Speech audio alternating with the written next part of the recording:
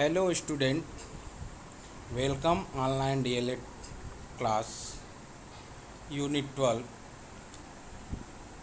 Today we are talking about concept and volume of perpendicular circular cylinder and perpendicular circular cone and the entire face.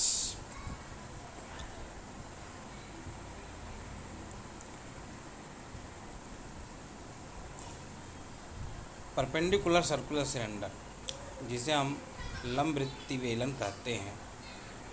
आप सभी ने दैनिक जीवन में ऐसी आकृतियों को अवश्य देखा होगा जिनके पार्श्व विक्र पृष्ठ वक्रीय होते हैं, जैसे गोल पाइप, गोल खंभे, रोटी बेलने वाला बेलन, पेट्रोल रखने का ड्रम, या आप और हम जो घर में प्रयोग करते हैं ऐसे ढेर सारे डिब्बे और वस्तुएं होती हैं जो कि सिलेंडर के या बेलन के आकार की होती हैं। इस प्रकार की आकृति को लंबवृत्तीय बेलन कहते हैं। जैसा कि आप चित्र में देख पा रहे हैं, बेलन, सड़क को जो रोलर होता है, कप है, डिब्बे हैं, बॉटल है, दूध की टंकी है, तेल का पीपा है, ये सब वस्तुएं बेलन के आकार की होती हैं।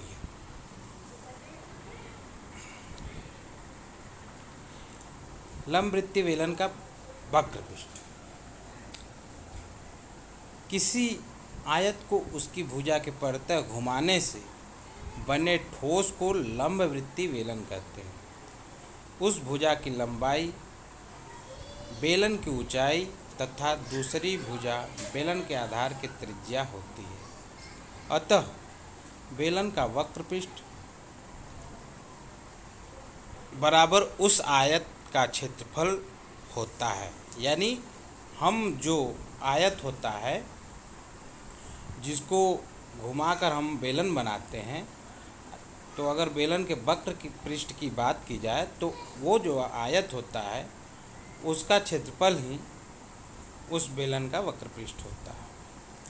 अतः आयत क्षेत्रफल बराबर लंबाई गुणे चौड़ाई बराबर आधार का परिमाप। अब चूँकि हम लोग बेलन के पक्ष में निकालते हैं तो आधार इसका वृत्त हो गया है। ये बेलन, जैसा कि आप चित्र में देख पा रहे हैं कि ये चित्र में इसका आधार एक वृत्त हो गया है और इसकी ऊंचाई h हो गई है। तो वक्र पृष्ठ बराबर आधार का परिमाप गुणे ऊंचाई बराबर 2 पाई r। जैसा कि हम जानते हैं वृत्त का परिमाप बराबर 2 पाई r होता है गुणे h। बेलन का वक्र पृष्ठ बराबर 2 पाई r h, जहाँ r इस बेलन के आधार की त्रिज्या है और h इस बेलन की ऊंचाई है। अब तीसरा हम लोग देखते हैं लंबवृत्तीय बेलन का संपूर्ण पृष्ठ। यदि बेलन के दोनों सिरों को ढकना है तो हमें 2 वृत्तीय शीट की आवश्यकता पड़ेगी। यानी जैसा कि हम बेलन बना लेते हैं तो बेलन को हम देखेंगे तो ऊपर ढकने के लिए और नीचे ढकने के लिए 2 वृत्तीय शीट की आवश्यकता पड़ेगी, गोल शीट की आवश्यकता पड़ेगी, जिनसे उनका ऊपर और नीचे का मुंह को ढका जा सके। अतः हमें 2 वृत्त के क्षेत्रफल प्राप्त होंगे। अभी हम लोग सिर्फ देखे थे कि वक्र पृष्ठ निकालते समय हम लोग सिर्फ नीचे का जो आधार था उसकी परिधि उसका लिए थे, लेकिन इसमें जब हम संपूर्ण पृष्ठ निकालेंगे तो इसमें 2 वृत्त के क्षेत्रफल प्राप्त होंगे। इसमें बेलन का वक्र पृष्ठ जोड़ देने पर, यानी वक्र पृष्ठ और दोनों क्षेत्रफल हम लोग एक साथ जोड़ देंगे तो संपूर्ण पृष्ठ प्राप्त होगा। माना बेलन की त्रिज्या r तथा बेलन की ऊंचाई h है, तो संपूर्ण पृष्ठ बराबर पाई r square plus pi r square plus 2 पाई r h, जहाँ पहला पाई r स्क्वायर वृत्त बेलन जो है उसके आधार का क्षेत्रफल है, दूसरा पाई r स्क्वायर है जो बेलन है उसके ऊपर का जो वृत्त है उसका क्षेत्रफल है, और 2 पाई r h इस संपूर्ण बेलन का वक्र पृष्ठ है। अब पाई r square plus pi r square जोड़ेंगे तो 2 पाई r स्क्वायर हो जाएगा प्लस 2 पाई r h। अतः बेलन का संपूर्ण पृष्ठ बराबर, इसमें हम देखेंगे 2 पाई आर कॉमन है, यहाँ यच गलती से हो गया है, मिस प्रिंट है, तो ये हो जाएगा 2 पाई आर कोष्ठ में आर प्लस यच। अब बेलन का आयतन हम लोग जानते हैं कि कोई भी वस्तु जितना स्थान छेदती है, जितना स्थान कवर करती है, उस वस्तु को उस स्थान को उस वस्तु का आयतन कहते हैं। तो मान लीजिए कोई लंब वृत्तीय बेलन है जिसकी ऊंचाई h है तथा इसके आधार का क्षेत्रफल a है, तब इसका आयतन भी कितना होगा। हम सब जानते हैं कि लंब वृत्तीय बेलन द्वारा घेरे गए स्थान को उसका आयतन कहते हैं। अतः आयतन बराबर इसके जो आधार का क्षेत्रफल है वो और इसकी ऊंचाई दोनों को गुणा कर देंगे तो बेलन का आयतन प्राप्त हो जाता है। इस प्रकार से बेलन का आयतन बराबर पाई आर स्क्वायर एच, जहाँ पाई आधार उस बेलन के आधार का त्रिज्या है और एच इस बेलन की ऊंचाई है। अब हम लोग देखेंगे लंब वृत्तीय शंकु, इसकी अवधारणा।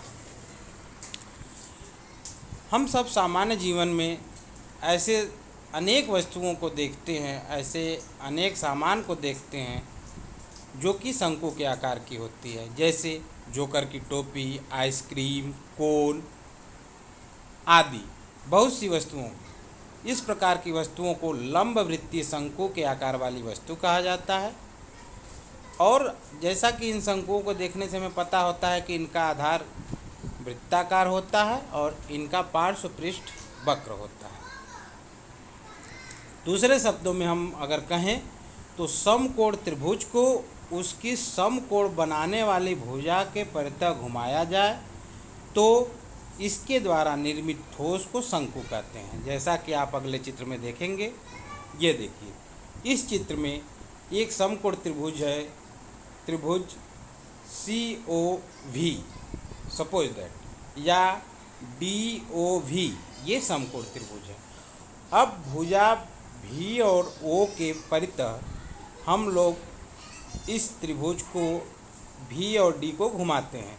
तो घुमाने पर पहले D1, D2, D3, फिर ये C पर पहुँचेगा, C से फिर घूमता हुआ ये D पर वापस आ जाएगा। इस प्रकार से यह जो आकृति प्राप्त होगी यह शंकु कहलाएगी। शंकु का पार्श्व पृष्ठ, शंकु का संपूर्ण पृष्ठ एवं शंकु का आयतन। हम मान लेते हैं कि ये जो शंकु है इसकी ऊंचाई h है तथा इसके आधार की त्रिज्या r है। तो शंकु का जो तिर्यक ऊंचाई होगी, जिसको हम L से इंडिकेट करते हैं, यह तिर्यक ऊंचाई इसके त्रिज्या के वर्ग और इसकी ऊंचाई के वर्ग के वर्गमूल के बराबर होता है। दूसरे शब्दों में हम लोग कह सकते हैं कि पाइथागोरस प्रमेय के अनुसार कर्ण का वर्ग बराबर आधार का वर्ग धन लंब का वर्ग, और उसको वर्गमूल निकाल लेंगे तो कर्ण का मान आ जाएगा।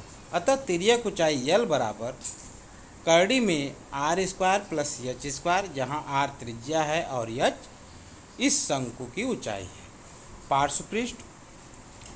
अब अगर हम इस चित्र को ध्यानपूर्वक देखें और इस चित्र को शंकु न मान के इसको हम एक गोला के रूप में मान ले, तो गोला के रूप में हम मानेंगे तो इसकी परिधि 2 पाई आर हो जाएगी। इसको हम आपको अपने वीडियो में जो ऑनलाइन क्लास चलेगा हम लोग का लाइव, उसमें हम बताएंगे कि 2 पाई आर जो परिधि वो तो एक भुजा की लंबाई RL कैसे होगा, इसको आप समझ लीजिए। पार्श्व पृष्ठ यानी लंबाई गुणे चौड़ाई क्षेत्रफल के बराबर होता है। तो लंबाई इसका हम लोग देखेंगे L है, लेकिन इसकी चौड़ाई पाई आर है। पाई आर कैसे होगा हम लाइव क्लास में आपको बताएंगे। तो पार्श्व पृष्ठ बराबर पाई आर एल हो गया। तीसरा है संपूर्ण पृष्ठ। संपूर्ण पृष्ठ जैसा कि हम सब लोग जानते हैं कि इसके आधार के क्षेत्रफल और इसके पार्श्व पृष्ठ के योग के बराबर होता है। तो संपूर्ण पृष्ठ बराबर pi R L plus pi R square बराबर, हम लोग पाई आर को कॉमन ले लेंगे तो एल प्लस आर। संपूर्ण पृष्ठ बराबर पाई आर कोष्ठ में एल प्लस आर।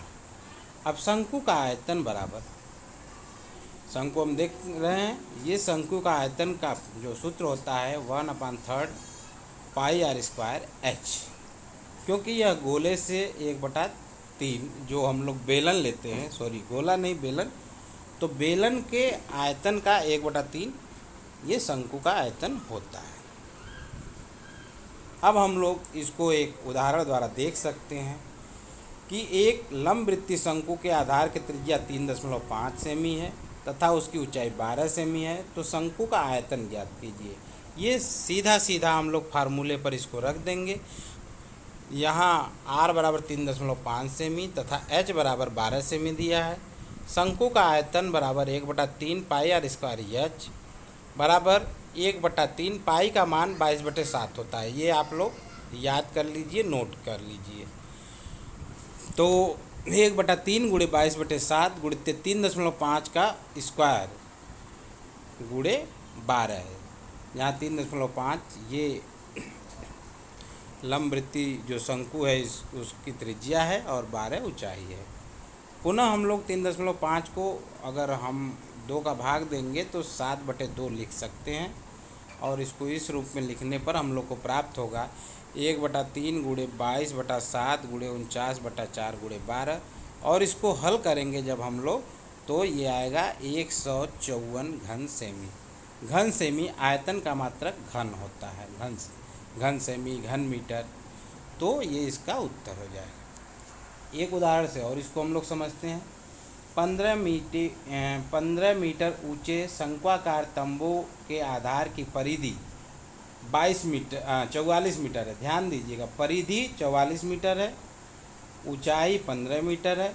इस तंबू को तैयार करने के लिए कितना कैनवास की आवश्यकता होगी? अब आप समझिए, तंबू तैयार करने के लिए कैनवास की आवश्यकता होगी, तो उसकी लंबाई और चौड़ाई जो उसका होगा कैनवास का, यानी उसका क्षेत्रफल हम लोग निकालेंगे। क्षेत्रफल का मतलब होता है कि वक्र पृष्ठ ज्ञात करना है उस शंक्वाकार तंबू का।